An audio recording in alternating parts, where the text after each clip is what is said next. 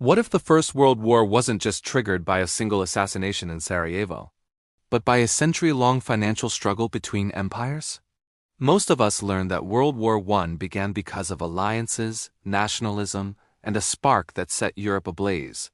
But what if the deeper cause lay not in politics, but in money? Hidden beneath the uniforms and flags was a different kind of war, a war for economic dominance, fought with interest rates, gold reserves, and global banking networks. This is the untold story of how financial empires built, bankrolled, and ultimately broke the world order that led to the Great War. Setting the stage. In the late 19th century, Europe looked peaceful, prosperous, and interconnected. Railways crossed borders, trade flourished, and the gold standard tied major currencies together. Money was stable, trust was high. But behind the illusion of harmony, an invisible competition raged. Britain's empire was the financial heart of the world. London's banks and the pound sterling dominated trade. Germany, newly unified and industrially booming, wanted in. Its factories were efficient, its science cutting edge, and its ambitions global.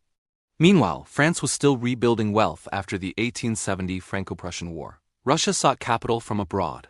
And the United States, quietly rising, began to challenge old European powers economically. The world economy had become a battlefield and gold was its ammunition. Origins: Germany's rise alarmed Britain. By 1910, German exports were rivaling British ones. And Berlin's banks began financing trade directly with other nations, bypassing London's financial system. Britain still ruled the seas, but Germany was beginning to rule the balance sheets. To secure its power, Germany launched the Berlin-Baghdad Railway, a massive project that threatened to connect Europe with Middle Eastern oil fields, bypassing British-controlled trade routes. To the British elite, this wasn't just engineering, it was economic warfare.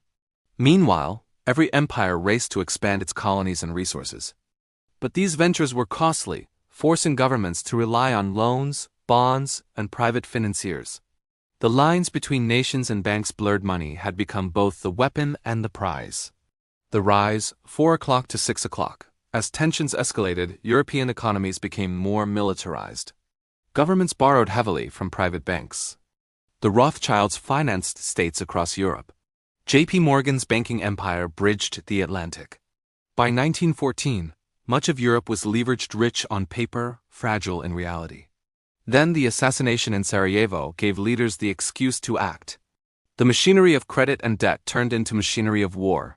Once mobilization began, the gold standard collapsed almost overnight. Nations suspended convertibility, printed currency, and issued war bonds to keep the guns firing. The same banks that had financed prosperity were now financing destruction.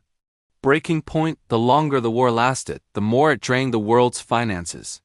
Britain sold its foreign assets and borrowed billions from the United States. Germany, isolated by blockades, printed money to sustain itself, planting the seeds of future hyperinflation. By 1917, money had become as decisive as manpower. The United States, now the world's creditor, entered the war partly to protect the vast loans made to the Allies. When the armistice came in 1918, the victors were bankrupt in triumph, and the vanquished were crushed under impossible reparations.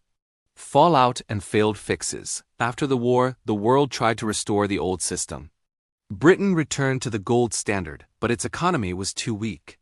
Germany's currency collapsed into hyperinflation.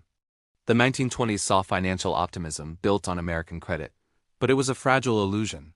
When the U.S. stock market crashed in 1929, global finance shattered again, plunging the world into depression. What had started as an economic competition between empires had spiraled into decades of instability. The world had learned how to fight wars, but not how to finance peace. Modern parallels. Fast forward to today. Global debt now exceeds $300 trillion. More than triple the world's GDP. Central banks print money to sustain economies. Trade wars, sanctions, and digital currencies echo the same rivalries that once tore Europe apart. The players have changed: Washington, Beijing, Brussels, but the game is eerily familiar. Just like 1914, nations are bound together by trade yet divided by ambition. The question remains: will economic competition once again lead us toward conflict? Conclusion: 3 takeaways. The road to World War I was paved not just by politics but by financial rivalry. Economic power can shift faster than empires can adapt. The struggle for financial dominance never ends, it just changes its form. The money war of 1914 shows how invisible economic battles can spark visible chaos. Today, we may be fighting the same war only with markets instead of trenches. If you found this story revealing, subscribe for more deep dives into the hidden forces shaping our world.